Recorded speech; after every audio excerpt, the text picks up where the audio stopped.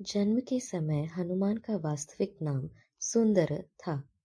जन्म के बाद उनकी माता अंजना ने उनका नाम सुंदर रखा। जब उनका जबड़ा विकृत हो गया तो उनका नाम हनुमान रखा गया। हनुमा का अर्थ है जबड़ा या ठोड़ी। पराशर संहिता में कुछ श्लोकों का उल्लेख है जिसमें सुंदर हनुमान शिशु अवस्था में अमावस्या के दिन भोजन मांगते हैं।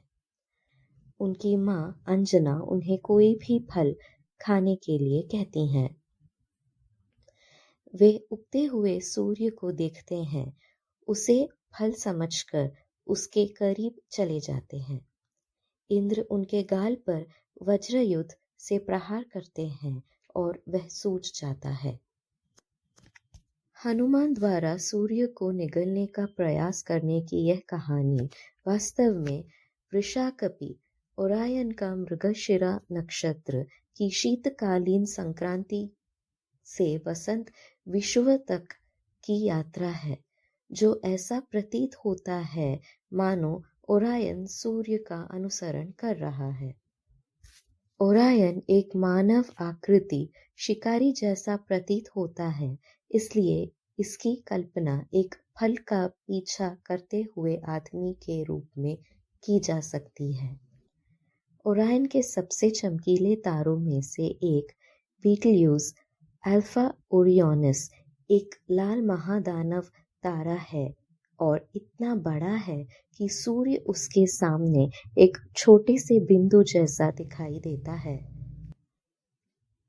जब सूर्य लग्न के साथ यात्रा करता हुआ दिखाई देता है हर साल दिसंबर और मार्च के बीच, तो ओरियन उसी गति से सूर्य की ओर यात्रा करता हुआ दिखाई देगा।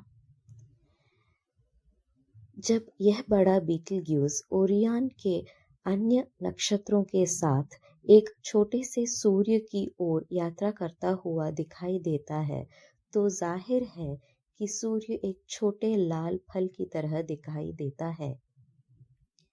हनुमान का जन्म एक सामान्य मानव चेहरे के साथ हुआ था, लेकिन उनका जबड़ा विकृत था, जिसे ऋषियों ने इंद्र के साथ उनके पिछले जन्म के संघर्ष का प्रभाव बताया था। वाल्मीकि ने संपूर्ण रामायण में हनुमान नाम का प्रयोग किया है, सिवाय सुंदरकांड के, जिसका उन्होंने सुंदर हनुमान के नाम पर रखा है। संपूर्ण एपिसोड 24 घंटे तक चला और इसमें हनुमान की वीरता का वर्णन किया गया, जिन्होंने समुद्र पार उड़ान भरी, पूरी लंका की खोज की, माता सीता को ढूंढा और उनसे बात की, रावण की सेना से युद्ध किया और उसे मार गिराया, इंद्रजीत द्वारा जानबूझकर पकड़े गए, लंका को आग लगा दी और पुनः समुद्र पार करके वापस आ गए। इस पूरी यात्रा के दौरान उन्होंने न तो आराम किया और न ही कुछ खाया। सुंदरकांड इस बात का सबसे अच्छा उदाहरण है कि किसी लक्ष्य को प्राप्त करने के लिए कितना एकाग्र होना चाहिए। विद्वानों द्वारा दैनिक जीवन में आने वाली बाधाओं को दूर करने के लिए सुंदरकांड का पाठ करने की सलाह दी जाती है, लेकिन इसका वास्तविक उद्देश्य हमें यह समझाना है कि हनुमान इतने एकाग्र थे, न कि केवल नाम के लिए इसका पाठ करना। रामायण के संस्कृत संस्करण में अधिकांश नाम स्वरों विशेषकर अ से समाप्त होते हैं। हिंदी खड़ी बोली, प्राकृत, अपभ्रंश और फारसी भाषाओं से बाद में निर्मित या व्युत्पन्न भाषा है। वे रामा को राम, सुंदर को सुंदर, शिव को शिव कहते हैं, उच्चारण करते समय स और श के बीच अंतर किए बिना। कुछ लोग यह मान लेते हैं कि लंका और अशोक वाटिका का सुंदर वर्णन होने के कारण इसे सुंदरकांड कहते हैं, जो कि गलत है।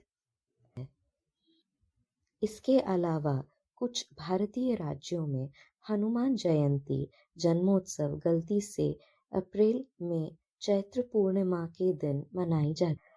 सुंदरकांड में स्पष्ट रूप से कहा गया है कि हनुमान ने माता सीता को अशोक वाटिका में एक वृक्ष के नीचे मंगलवार की सुबह पाया, जो चैत्र पूर्णिमा का दिन था। इस दिन उन्होंने अकेले ही रावण की अधिकांश सेना को मार गिराया था और आधी से अधिक लंका को जला दिया था। पराशर संहिता में स्पष्ट रूप से कहा गया है कि हनुमान का जन्म अंजनाद्रि पहाड़ी तिरुमला की 7 पहाड़ियों में से एक पर शनिवार कृष्ण दशमी पूर्णिमा के बाद 10वां चंद्र दिवस वैशाख मास में पूर्वाभाद्र नक्षत्र में हुआ था। अंजना ने शिवा के लिए तपस्या की और उन्हें एक संतान की प्राप्ति हुई, जो रुद्रों में से एक पाद रुद्र था। उन्होंने बच्चे का नाम सुंदर रखा, क्योंकि यह शिव के नामों रूपों में से एक है। जब भगवान शिव सभी देवताओं के साथ माता पार्वती के हाथ मांगने गए, तो उनके माता पिता ने उनसे विवाह के लिए कपाल माला वाले साधु से अधिक सुंदर रूप में आने को कहा। शिव ने विवाह के लिए अपना वेश बदला और उस नए रूप को सुंदर कहा गया।